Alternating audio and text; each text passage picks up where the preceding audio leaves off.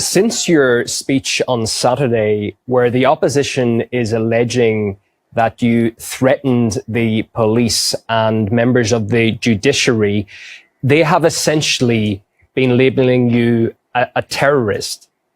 On terrorism charges is what you would be standing on. As someone who led the country just months ago, what do you feel when you hear that allegation against you? Well, for your viewers, let me put it in context. One of the chief of my staff, of my office, he was picked up. He made a remark on television, which was misconstrued as if he's trying to stir mutiny in the army. But it's debatable. He still hasn't got a chance to clarify what he said. He was actually talking about rule of law.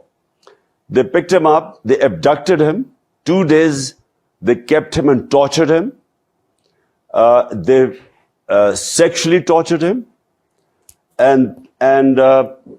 So what happened was that this report is now in the High Court of the torture of this of my aide, which is Shabazz Gill. And so I made 2 remarks.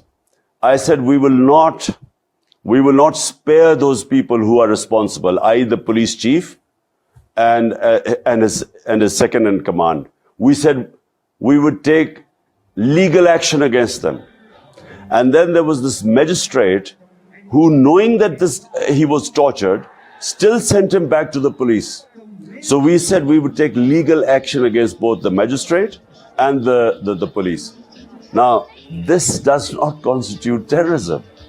But they are so desperate, they have made this into a terrorism case. They banned my live coverage on screen. And they are trying to ban me from politics because there's a case of contempt against me.